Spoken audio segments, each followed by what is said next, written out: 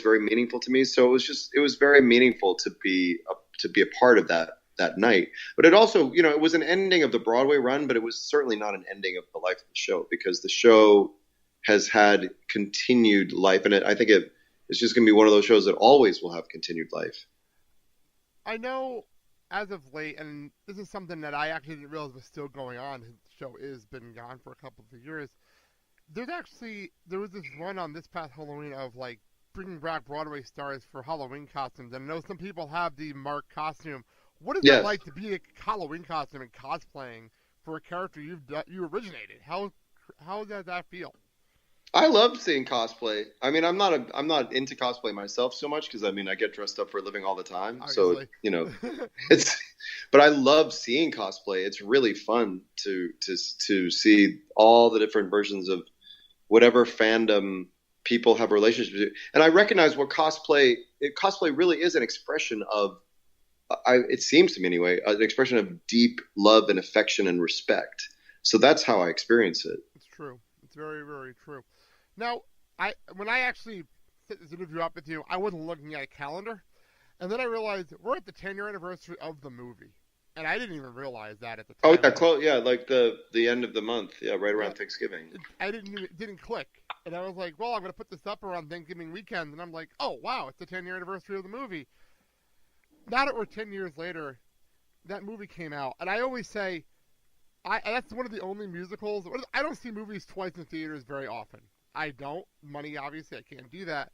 I saw Rent twice, and Mm. I did that because of how much I love it, and I had to see it again. I just had to see it in big screen again, and I know it didn't have the biggest run on stage. On the movie as it was. Obviously, it didn't. But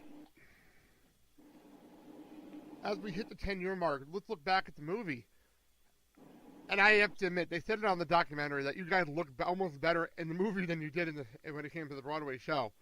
And it was eerie how close you guys looked. How cool was it to come back and play the roles again It one was more time? it was a miracle that we got to. It never happens that eight of the eight principals, six of us got to be, were the original cast members. That never ever ever No, it happened. doesn't. So It does not. it was just a bonus. And then it was, it's a great group of people. We worked really well together. We worked really hard, and we brought our hearts and souls to it. And I don't think it's a perfect film by any means, but I think it does capture the spirit of the piece. And I know because people told me that it's been an introduction to many people of the show, and then they go seek out the show. It's true. Which, Actually, it's very true. the theater, the musical in theater world, Form. in the theater, Yeah. is the purest expression of the show. That's what Jonathan wrote. But I think as a film, I think it's certainly a worthy adaptation. It's true, actually, about the movie, because I know it came here. About the national tour came back to Milwaukee. People were like, I went to go see it because I love the movie so much. So you're absolutely right about that. And people on here tell me that all the time. What's a fantastic musical? Like, you put it on paper, and we were just talking about great musicals on the podcast. And me and my co-host both put it in our top 5 of the best movie musicals ever made, which is probably a big compliment, because I put it up there with like a West Side Story and stuff like that as some of the best musicals ever made. I agree with you. I mean, I'm not saying because I'm in it, because like I think I would feel that way if I just went to see it or listened to it. I really do. Yeah, Because I mean, I've seen it many times over the years. true. Very, very And true. even when it's not in a great production, even when all the actors aren't great, there still is an undeniable power to the music and to the story and to the world, and there's a life force in it that's beautiful, and that I will always stand for and believe in. Okay, this wasn't on my notes, but I have to ask, what was your favorite song for yourself in Brent Ren? Your favorite song to do? To sing Yes. What You Own. What you own? Oh, that's one of my favorites too. It's one of my personal favorites. All seriousness, I actually got to see you guys when you did the Today Show right before the movie got announced. Oh yeah, I got to see that. You and Adam performed that at the yeah, Today Show. yeah. That was fun. Yeah. What was? I always wanted to know the outdoor performances like that. I know you did that. You did. I remember you guys did it on Macy's Fireworks Spectacular back when the thing Yeah, first came out. How much fun are the outdoor performances? Because it has to be wild to do. yeah. I like doing outdoor performances. I mean, the key is to get good sound for us to be able to hear ourselves or hear the music, and in those kinds of venues we did. Yeah, it's great to have like the wind blowing through your hair and feeling feeling sunlight or moonlight while you're singing. It's a really lovely experience. Yeah. And one other thing when it comes to Rent, I was also going through YouTube. I get bored sometimes, and I'm on YouTube and I watched the Rent Tony performance, which I actually hadn't seen in a very long time. How cool was it to perform on the Tony stage with that cast back then? No, it was great. I mean, I do have to say though, and I said it before, that every major milestone event was so bittersweet Okay. because Jonathan wasn't there. But at the same time, it gave us that much more, or me, I think I can speak for most of us. Yep. That most of the cast would probably say something similar, but it made it that much more urgent for us to represent him and the show to our best ability. The fact that he wasn't there, but I mean, it was certainly joyful, but it was also very bittersweet. It's both.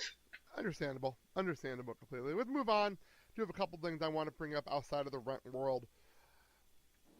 Right now, we're in this weird explosion when it comes to the Peanuts movie coming out. For me, I go back to your performance with You're a Good Man, Charlie Brown, which is one of those shows a lot of people don't even know you did. A lot of people don't even realize that was you on that stage. What was the feeling to play one a beloved character like that on a stage and just bring it to life like you did? What's that feeling like? Well, that show had a lot of resonance for me before I ever did the Broadway production, which partly due to the fact that I played Snoopy when I was 7. Oh wow! And so my mom, that was one of her favorite memories of my performances as a child. My mom had died in 1997 while I was in Rent, after a long battle with cancer. And for the next show, so that's the last. Rent is the last show she saw me do. Right. So it was this kind of, it felt like this cosmic coincidence blessing thing that the next show that I did was Your Good Man, Charlie Brown, which was so different from Rent, Of course. but also had such a strong connection to my mom. Plus, I was a huge Peanuts fan anyway as a kid. Like, I have one of my earliest memories of being affected by any piece of art in a very like powerful way was Snoopy Come Home. This this movie from the 70s. I know what you're talking I about. remember watching it on TV as like a 4 or 5 or 6 year old or whatever, however old I was, and just like bawling my eyes out. And that I loved it, and so I loved. I had so many of the Peanuts books. I mean, it was really a part of my life. So, just on a very, very personal level, to have that sense of continuity to my mom, that connection to my mom, for it to be the next thing that I did after her death was really, really special for me. Yeah, and as a Peanuts fan myself, a lot of times I was like, oh, You're a Good Man, Charlie Brown. I'll listen to that. Then I realized, oh, it's it. Wow, that's pretty crazy. And now looking back with Kristen Chenoweth on that cast as well, that was an amazing cast.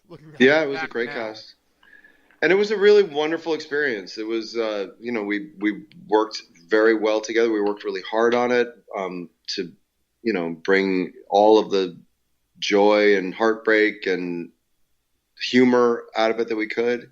And we got really great reviews out of town. Then we came into New York, and the main critic for the New York Times kind of didn't like it, and that made it really hard for us to survive. Wow. We were for a few months, and then we got nominated for some Tonys. Kristen Chenoweth and Roger Bart won Tonys, but the show didn't win the Tony for Revival, and then we closed the following week. Wow, that's crazy.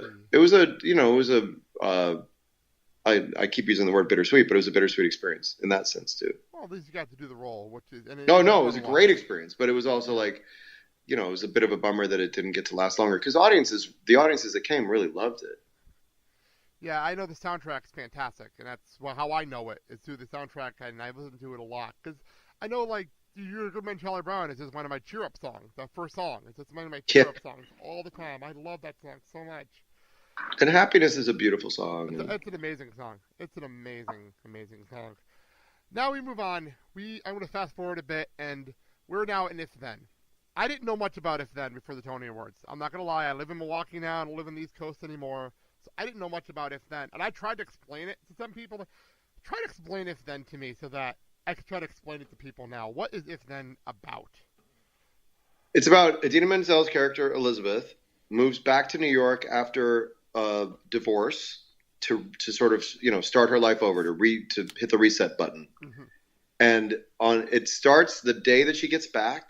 And I'm an old college friend, and we actually had like a little bit of a relationship back in college. Her character, my character.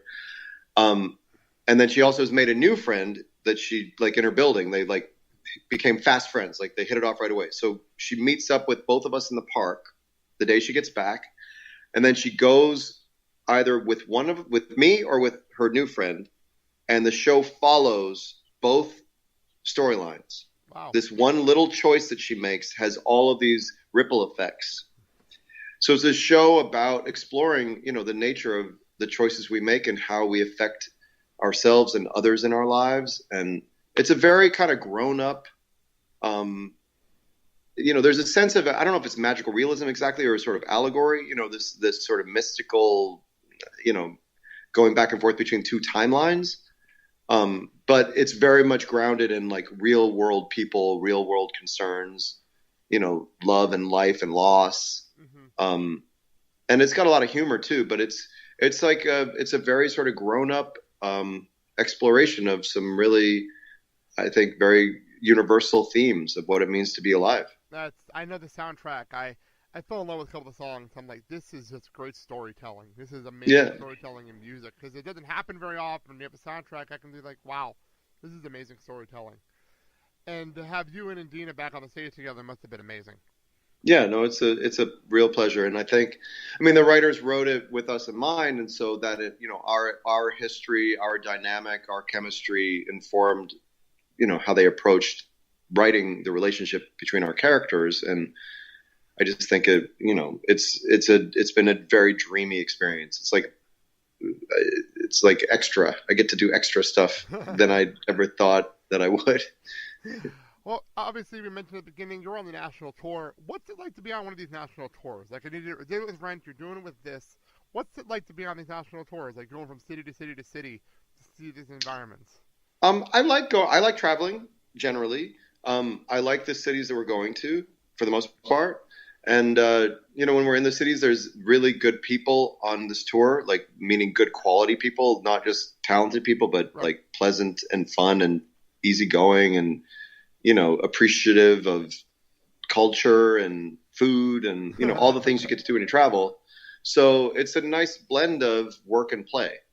And it is a little, there are moments where it's a little, I feel a little displaced, or, I miss my friends, or I miss my cats and miss my city. But I really do believe in the power of touring, in the sense that we can reach people who would never get to go to New York. I really believe that's very important. Yep. And it's a nice thing to do. Like, I wouldn't want to, there's some actors and crew people who like do nothing but tour. They tour their whole lives. I wouldn't want to do that. I like to do like a tour every few years, Yeah, I know what you mean. And I know you're going to be in Chicago, actually. I know with it then soon. I was looking at the list and like, not coming to Milwaukee. Damn it. I would have loved to have gone if it was coming here. But being in Chicago, doing the show in Chicago, more of an adult kind of a show, how's that going to work for you? Is it going to be emotional for you to do this kind of a show in Chicago again, back home? I performed in Chicago a lot over the years, and I do feel like a sense of homecoming. But it's my mom doesn't. My mom passed away so long ago that it's not. I don't like. It's my roots are there, but I didn't. Right. It's not like I don't have a lot of family there. Also, my sister lives outside Chicago, and my nieces and nephews, so I'll see them, and that'll be really nice. Right. And then I have like a couple other aunts and uncles in the surrounding area, but it's not the same sort of nucleus that it was growing up. Do you consider yourself more a New Yorker now? Because everybody's based in New York. I'm profoundly a New Yorker, although I'm still a major Chicago Cubs fan. So. Gotcha. I won't say anything about the Mets then. No, you can talk. I mean, as a New Yorker, I also have affection for the Mets, but the Cubs are my team. Makes sense. I'm from New Jersey, so I like to joke around a lot of times. Yeah, I'm like a Giants fan that moved to Wisconsin, so it's for me. I understand the displacement of your hometown team. Trust me, I fully get it. Yes. So I just got a text message from my best friend Scotty. I said I was talking to you, and he wanted to make sure before we wrap things up here, I asked you about your role in Road Trip. Because apparently that's how he Okay. knows you.